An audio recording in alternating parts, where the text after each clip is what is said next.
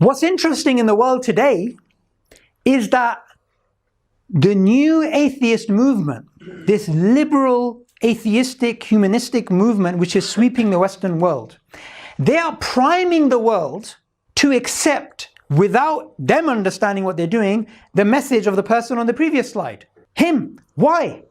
Because what is their message? Firstly, rejection. Rejection of who? Rejection of God and religions. 2, what's their other message? Materialism. What's Dajjal's main thing? Who's going to be attracted to him? People who are affected by materialism. And materialism is fueled by Darwinism, atheism, feminism, liberalism, humanism. These ideas, they're about progress being better. Whenever they talk about why the Western world is supposedly better, when they make the arguments about the Western world, and of course we're not saying East versus West and clash of civilization, anything like that. What we're saying is that their argument is, look at us, look at their technology we have, look at the money we have, right? So fueling materialism, rejecting God, rejecting religions, right?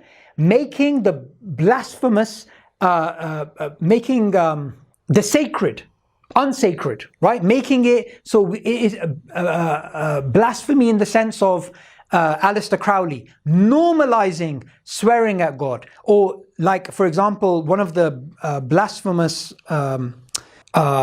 things which was out maybe 30 years ago was The Life of Brian, right? In which they were mocking Jesus. They were mocking Isa alayhi salam. This types of normalizing this type of bad insults towards God and His Messenger. Whether it's Islam, Christianity, Judaism, doesn't matter. This is what they do. The third thing is, apart from rejection of God and rejecting the messengers and materialism, the third unholy trinity here is their focus on empiricism. We will only see what we believe. We will only believe something we can see. We want the miracle now. We don't want to believe, oh God, we can't see God. I want to see God. This unholy trinity of rejection of traditional belief in God, increase in materialism, which is the fodder that Dajjal needs to attract people, and the focus on empiricism. If they want a physical God, that's what Dajjal is going to be. And if you look at Surah Kahf that we're supposed to read in protection for the Dajjal, look at the messages in that surah. One of the messages, in fact, many of the messages, they exactly correlate with a counter to the new atheist sort of priming. Because why? One of the messages in this surah is materialism. Is it not? The man with the garden, right?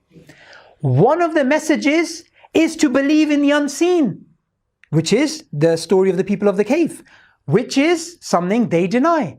And also, one of the things here is about the man who he believes in his physical resources more than Allah. And he says, I do not think the day of judgment will come.